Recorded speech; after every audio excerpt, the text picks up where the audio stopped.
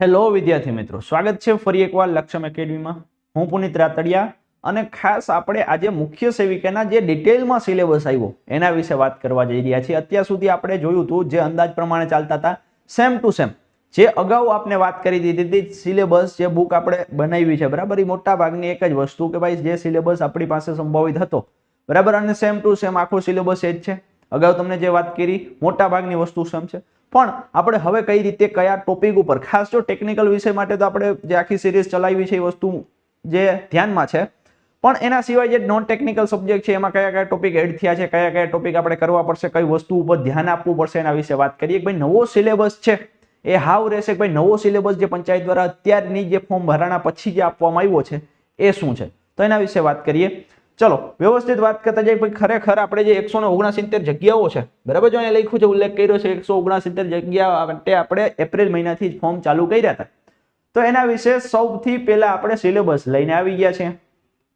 સિલેબસમાં ખરેખર છે શું ભાઈ, તો કે ભાઈ જનરલ નોલેજમાં જો અત્યારે તકલીફ મોટા ભાગની નહીં પડે. ચલો ટેકનિકલ તો છે સમજાણું, આપણે ટેકનિકલની સિરીઝ ચાલુ કરીએ છીએ અને સિરીઝની અંદર મોટા ભાગના વિદ્યાર્થીઓ જોડાય અને ખ્યાલ છે કે શું ચાલે છે. નોન ટેકનિકમાં છે શું, ચલો તો સૌથી પહેલા તો ઇતિહાસની વાત કરીએ. ઇતિહાસમાં ભારતનો ઇતિહાસ અને ગુજરાતનો ઇતિહાસ બે પૂછાશે. ગુજરાતના ઇતિહાસમાં કમ્પલસરી એક વસ્તુ ડાયવર્ટ કરીને આપી દીધી. ભાઈ તમે ખાલી ગુજરાતના રાજવંશો યાદ રાખો. કયા કયા, તો ગુજરાતના રાજવંશો છે ખાસ મૈત્રક વંશો છે, સોલંકી વંશ છે, વાઘેલા વંશ છે. આ મૈત્રક વંશ પછી ચાવડા ચાલુ થાય, ચાવડા પછી સોલંકી ચાલુ થાય, સોલંકી પછી વાઘેલા ચાલુ થાય, પછી સલ્તનત યુગ ચાલુ થાય. તમને બધાએ વાંચ્યું હશે તો ખ્યાલ હશે. ટૂંકમાં ગુજરાતના રાજવંશો આપણે કરવા પડશે. પછી તો 1857 નો આખો વિપ્લવ આપણે વ્યવસ્થિત જોવો પડશે. એનો ઉદ્ભવન ક્યાં થયો, એના સ્વરૂપ શું આવ્યા, શું કામ આ વિપ્લવની જરૂર પડી, પરિણામ શું આવ્યું, ગુજરાતમાં કોણ જોડાણ હતું, એનો શું મતલબ થયો, શું મહત્વ થયું, ક્યાં એના પરિણામો આવ્યા, કે ભાઈ કઈ સફળતા મળી. આખો ટૂંકમાં આખો 1857 નો જે સંગ્રામ છે એ કરવો પડશે. પછી તો 19મી સદીમાં જે ગુજરાતના ધાર્મિક જે અને સામાજિક જે આંદોલનો થયા, જે સુધારાઓ થયા એના વિશે વાત કરશે. જ્યારે તમે ઇતિહાસ વાંચશો તો આ ટોપિક આખો તમને મળશે.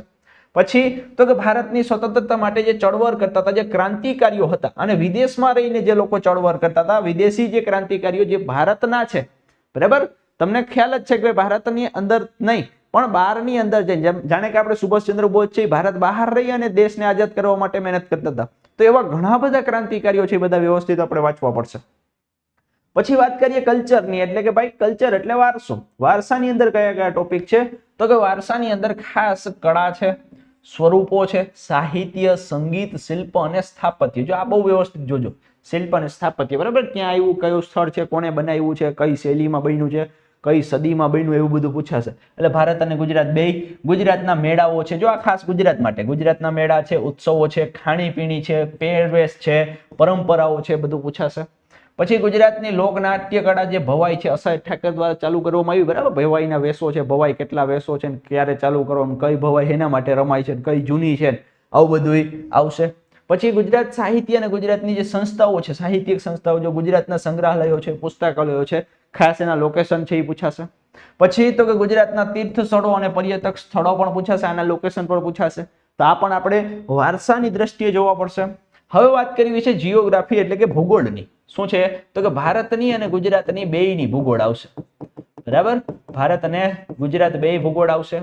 હવે એમાં સૌથી પહેલા તો ભૌતિક ભૂગોળ આવશે. ભૌતિક ભૂગોળમાં અંદર ઇન ડિટેલ આવશે ભાઈ એની રચનાથી માંડી ભૂકંપો છે, ચક્રવાતો છે, એવી બધી વસ્તુ. જેમ કે આપણે ભૂપૃષ્ઠની વાત કરીએ, પ્રાકૃતિક વિભાગો છે, ભૂકંપ છે, જ્વાળામુખી છે, ભૂસંખલન છે, કુદરતી અપવાહ છે, મોસમી આબોહવા છે, ચક્રવાતો છે, કુદરતી વનસ્પતિ ઉદ્યાનો છે, અભયારણ્યો છે, જમીનના મુખ્ય પ્રકારો છે, ખડકના પ્રકારો છે, ખડકના સ્વરૂપો છે, ઉદ્ભવન છે, કઈ રીતે થયું, આ બધું ભૌતિક ભૂગોળની અંદર આવે બરાબર. એના સિવાય તો ગુજરાતના સંદર્ભમાં ખાસ, જો ગુજરાતની અંદર આપણે ભૂગોળમાં બહુ ડીપમાં નથી જવાનું, એક ખાલી વસ્તી વિશે એક ટોપિક મૂક્યો છે. શું મૂક્યો છે, સામાજિક ભૂગોળ. એટલે વસ્તી વિશે એક ટોપિક છે, જેમાં આપણે શું છે, વસ્તી ઘનતા છે, વસ્તી વૃદ્ધિ છે, સ્ત્રી પુરુષ પ્રમાણ છે, સાક્ષરતા છે, અનુસૂચિત જાતિ, અનુસૂચિત જનજાતિ છે, એની વસ્તી કેટલી છે, કેટલું પ્રમાણ છે, શું મંતવ્ય છે, શું મહત્વ છે, આવી બધી વસ્તુ ઉપર ખાલી ધ્યાન આપવાનું છે. એટલે ગુજરાતની ભૂગોળમાં ખાલી ને ખાલી સામાજિક ભૂગોળ તમારે કરવાની. ભારતની ભૂગોળ અને ગુજરાતની ભૂગોળમાં તમારે બીજું શું, તો ભૌતિક ભૂગોળ કરવાનું છે. ઓકે, તો આ વસ્તુ ખાસ ધ્યાન આપજો. જોકે તમે ચાલુ કરશો તમને ખ્યાલ આવશે કે ભાઈ શું કહેવા માંગે છે. પછી સ્પોર્ટ્સ પૂછાશે બરાબર. ભારતનું, ગુજરાતનું, વિશ્વનું બધું સ્પોર્ટ્સ ગમે ત્યાં આવશે. પછી ઇન્ડિયન પોલિટી, જો આ એક વસ્તુ તમને તકલીફ ઉદ્ભવી શકતી હોય કે ભાઈ ભારતનું બંધારણ શું, તો કે ભાઈ ભારતનું બંધારણ છે એમાં શું આવશે, ભારતનું બંધારણ અને પંચાયતી રાજ બે પૂછાય છે. તમારે ખાલી એટલી વસ્તુ યાદ રાખવાની કે ભાઈ ભારતના બંધારણની જો વાત કરીએ ને તો ભાગ 1 બરાબર, ભાગ 2 છે એ નાગરિકતા છે, આમાં ઉલ્લેખ નથી કર્યો પણ ભાગ 2 પણ પૂછાશે. ભાગ 3 છે એ મૂળભૂત અધિકારો છે, ભાગ 4 છે એ રાજનીતિના માર્ગદર્શક સિદ્ધાંતો છે, ભાગ 5 છે એ સંઘ સરકાર છે, ભાગ 6 છે એ રાજ્ય સરકાર છે અને ભાગ 4 એટલે કે મૂળભૂત ફરજો છે. પહેલા આટલું કરવાનું, જો અહીંયા ઉલ્લેખ કરેલો છે આટલું કરવાનું, પછી ન્યાયતંત્ર કરવાનું આખું. શું છે ન્યાયતંત્ર, એટલે કે સુપ્રીમ કોર્ટ છે, હાઈકોર્ટ છે, સેશન્સ અદાલત છે બરાબર, સેશન્સ કોર્ટ એટલે કે ભાઈ આખી જે તાબા હેઠળની અદાલત છે બધું એનું માળખાકીય વસ્તુ છે. પછી તો કે ભાઈ અહીંયા ખાસ રાજ્યની આખી વહીવટી વ્યવસ્થા છે. અહીંયા ભાગ 5 માં સંઘ સરકાર આખી આવશે, વિધાનસભા છે એ બધી આવશે આમાં બરાબર. તો એ બધી વસ્તુ આવે છે, જોતા જઈએ એક એક વસ્તુ. ચલો ઉદ્ભવન વાળી થઈ ગઈ. ખાસ આમાં અમુક છે મગજમાં લેવાનું છે, મૂળભૂત અધિકારો, મૂળભૂત ફરજો, માર્ગદર્શક સિદ્ધાંતો ભાગ 4 વાળું. પછી સંઘ સરકાર એટલે કે ભાગ 5 આવશે, એની જવાબદારી આવશે, માળખું આવશે. પછી તો કે ન્યાયપાલિકા આખી આવશે, બંધારણીય સુધારાઓ આવશે બરાબર, 369 વાળા બંધારણીય સુધારાઓ બધાય. પછી તો કે ભાઈ વૈધાનિક અને બિન વૈધાનિક અને અર્ધ ન્યાયિક સંસ્થાઓ આવશે, નીતિ આયોગ ને બધું એમાં આવી જાય બરાબર. ચલો સ્થાનિક સરકાર એટલે કે પંચાયતી રાજ આવશે. આમાં ખાસ ધ્યાન રાખવાનું કે પંચાયતી રાજનું ઉદ્ભવન ક્યારે થયું, તો એના માટે કઈ સમિતિઓ રચાણી હતી, એની શરૂઆત ક્યાંથી થઈ, કયા ગામથી શરૂઆત કરી, કોણે શરૂઆત કરી, ત્રિસ્તરીય માળખું કોને આપ્યું, દ્વિસ્તરીય કોણે આપ્યું, અને ભલામણો કઈ કઈ પ્રકારની હતી, બધી વસ્તુ આવશે બરાબર. અમુક આની કલમો પણ યાદ રાખજો, માળખું પણ યાદ રાખવું પડશે. ટૂંકમાં પંચાયતી રાજનો અહીંયા ઉલ્લેખ થઈ ગયો છે. પછી તો કે ભાઈ આપણે ભારત સરકારની, ગુજરાત સરકારની કલ્યાણકારી યોજનાઓ જોવાની છે. પછી એના સિવાય ઇન્ડિયન ઇકોનોમિક્સ આવ્યું, એમાં ખાસ યાદ રાખજો ભારતનું અર્થતંત્ર અને કૃષિ ક્ષેત્ર અને જે આખું માળખું છે પૂછાણું, એની અંદર બંદરો છે, ઉર્જા છે, માર્ગો છે, હવાઈ મથકો છે, ટેલિકોમ્યુનિકેશન છે, આ બધી ભૂગોળની અંદર આવી જાય. પણ તમે બહુ ડિટેલમાં કર્યું હોય તો તમારે આ ઇકોનોમિક્સની દ્રષ્ટિએ, અર્થશાસ્ત્રની દ્રષ્ટિએ યાદ રાખવાના છે. હવે મૂળ વાત જો અહીંયા આવીને ઉભી રહી છે. ચલો આ પણ જોઈએ કે ભાઈ આ શું છે, જનરલ સાયન્સ અને પર્યાવરણ છે. આ પણ પૂછાશે 10 માર્કને લગતું. વન્ય જીવો છે, વન્ય જે અભયારણ્યો છે, ઉદ્યાનો છે, એ બધી વસ્તુ આવશે. ક્લાઇમેટ ચેન્જ છે બરાબર, એ બધી વસ્તુ આવશે. આપત્તિ વ્યવસ્થા છે, રોજબરોજના જીવનમાં સામાન્ય વિજ્ઞાન એટલે કે જો અહીંયા ખાસ યાદ રાખજો, જો આ વસ્તુનો ઉલ્લેખ છે કે ભૌતિક વિજ્ઞાન, રાસાયણિક વિજ્ઞાન અને જીવ વિજ્ઞાન એટલે કે સામાન્ય વિજ્ઞાન બરાબર. તો આ કરવું પડશે સામાન્ય વિજ્ઞાન બરાબર. સામાન્ય વિજ્ઞાનની અંદર તમારે ખાસ એનાટોમી, ફિઝિયોલોજી પણ કરવું પડશે. જો અહીંયા લખ્યું છે કે મહત્વની શોધ અને શોધકો વૈજ્ઞાનિક ક્ષેત્રે કરેલી જે સંકળાયેલા મહત્વના એવોર્ડ છે, વિજ્ઞાનની ટેકનોલોજી સાથે સંલગ્ન વિવિધ સંસ્થાઓ છે, સિદ્ધાંતો છે, વૈજ્ઞાનિકો છે, આ બધું તમારે કરવું પડશે. આ વસ્તુ ખાસ ધ્યાન રાખજો બરાબર, સામાન્ય વિજ્ઞાન ઉપર. એના સિવાય તો કે માહિતી અને સંચાર વાળું આવશે બરાબર. લાભો અને પડકારો આખું તમારે એન્વાયરમેન્ટની અંદર અને સામાન્ય વિજ્ઞાનની અંદર આવી જશે. પછી કરંટ અફેર્સ છે, આપણે ગુજરાતનું, ભારતનું પહેલા કરવું પડશે. વિશ્વમાં મોટી મોટી ઘટનાઓ બની છે એ કરવું પડશે.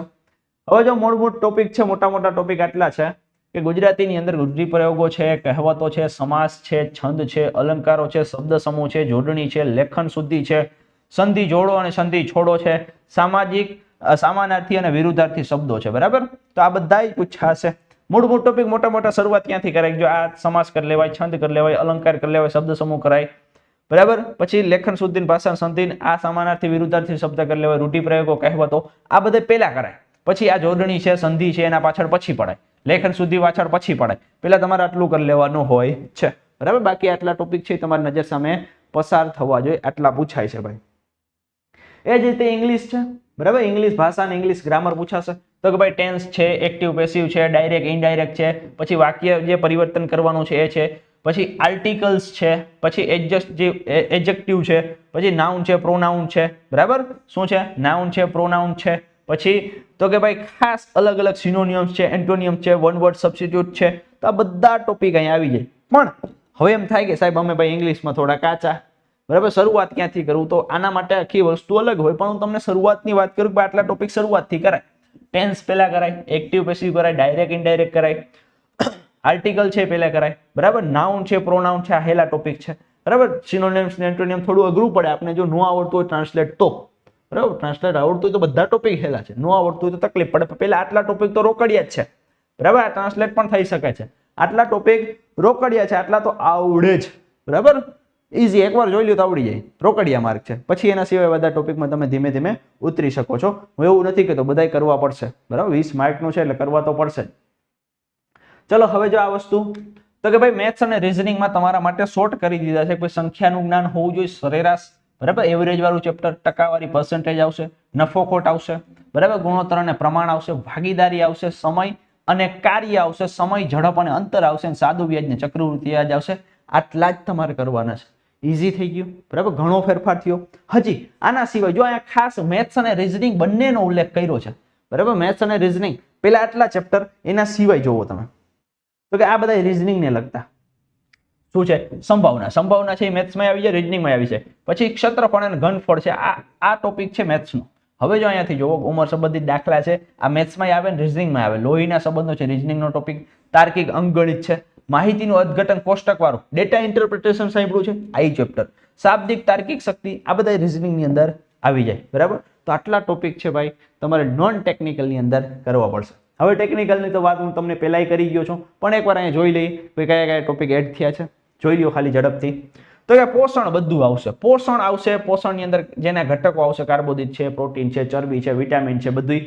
પછી સંતુલિત આહાર આવશે, કુપોષિત વ્યક્તિની બધી વસ્તુ. પછી તો કે પોષણના મુખ્ય કાર્યક્રમો આવશે, બરાબર.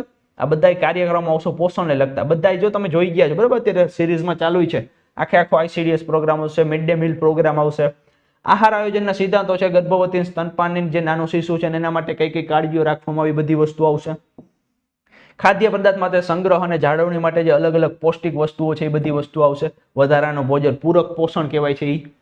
પછી પોષણ સંબંધિત રોગો છે જે પ્રોટીનની કમીના કારણે થાય. પછી તો આયોડિનની કમીના થાય, ફોસ્ફરસની જે ઉણપના કારણે અથવા વધારાના કારણે થાય. પછી તો ભાઈ આયર્ન છે, એ બધી વસ્તુ અહીંયા આવી જાય છે, બરાબર. પછી શું છે, બાળ સંભાળના કેન્દ્રો છે, એની જે વ્યવસ્થા છે, સંભાળ સેવાઓ છે, અભ્યાસ છે, બાળ કેન્દ્રો છે, સ્થાપના છે, પરિવારની સમજ છે, એ બધી વસ્તુ આવશે.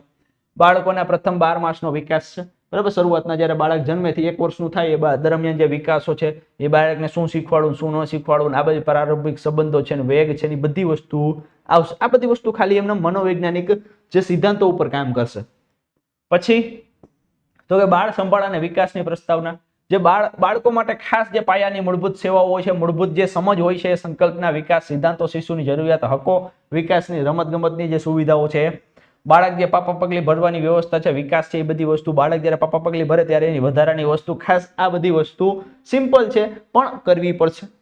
પછી બાળક પૂર્વ શાળા એ અવસ્થા, એટલે કે ભાઈ જે પ્રી સ્કૂલ ચાઇલ્ડ છે, નિશાળે નથી જતું, એના માટે કઈ કઈ વ્યવસ્થાઓ છે, એ બધી વ્યવસ્થા આપણે જોશે. ભાષાકીય કૌશલ્ય, સામાજિક સંબંધો, બાળ ઉછેર કેન્દ્રો છે, આના વિશે.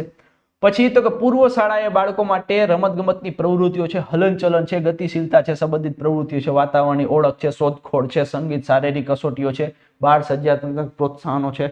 આ બધી વસ્તુ છે ને ખાલી શબ્દો મોટા મોટા લાગે છે, પણ આ બધી બાળ સંભાળની અંદર જ આવી જાય છે.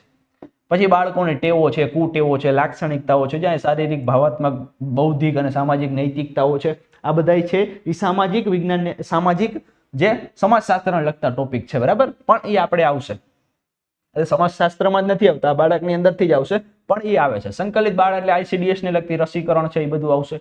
પોષણ આવી જશે, પોષણની આખી જે યોજનાઓ છે, દરેક જાતની કલ્યાણકારી બાળકો માટેની યોજનાઓ છે, આવી જશે. પછી પ્રી સ્કૂલ ચાઇલ્ડ છે, એના માટે અલગ અલગ જે સ્તરો છે, બાળ મંદિરે જતું હોય કે ઘરે રહેતું હોય, ઘોડિયા ઘર હોય, એના માટે બધી દરેક વસ્તુ જો ઘોડિયા ઘર છે, ગુજરાતમાં આંગણવાડીની ભૂમિકાઓ છે, કઈ રીતે હોય, એનું યોગદાન શું હોય, આંગણવાડી કાર્યકર છે, આંગણવાડી હેલ્પર છે, શું કામગીરી છે, બધી. મહિલા બાળ વિકાસ રાષ્ટ્રીય સ્તરની બધી જ યોજનાઓ આવી જશે આમાં. મુખ્ય રાષ્ટ્રીય ઘટનાઓ વિશે બાળકો અને મહિલાઓના સંદર્ભમાં દરેક ઘટનાક્રમ આવી જશે. મહિલા અને બાળ વિકાસના સંદર્ભમાં કેન્દ્ર અને રાજ્યમાં જિલ્લા સ્તરે દરેક જાતની યોજનાઓ છે, એનું રચના છે, વ્યૂહાત્મક સ્ટ્રક્ચર છે, એ બધું આવી જશે. તરુણોનીમાં આપવામાં આવતી ખાસ જે એડોલસ ગર્લ છે, એના ઉપર ધ્યાન આપવામાં આવે એ વસ્તુ આવી જશે. બાળકોમાં આરોગ્ય, પોષણ, શિક્ષણ, દુર્બળતા અને બાલ વાટિકાઓના વર્તમાન સ્થિતિ, આ બધી વસ્તુ છે. ખાસ આપણે અત્યારે એક જ ટોપિક ઉપર સૌથી વધારે ભાર આપ્યું છે, પોષણ, બાળક, માતા, આંગણવાડી યોજના, પ્રોગ્રામ. આના સિવાય કંઈ નથી, બરાબર. પણ મનોવૈજ્ઞાનિક દ્રષ્ટિએ આમાં સિદ્ધાંતોનો ઉલ્લેખ કર્યો છે, પણ ટેકનિકલ સબ્જેક્ટની અંદર આ જ વસ્તુ આવશે, બરાબર. તો આ રીતે મળતા રહેશે નવી નવી વસ્તુ લઈને. સિલેબસ છે આ પ્રમાણે નવો અપડેટ થયો અને આપણે આ પડકાર પહેલેથી જ લઈ લીધેલો હતો કે આવો જ આવશે, બરાબર. ચલો મળીએ છીએ નેક્સ્ટ લેક્ચરમાં.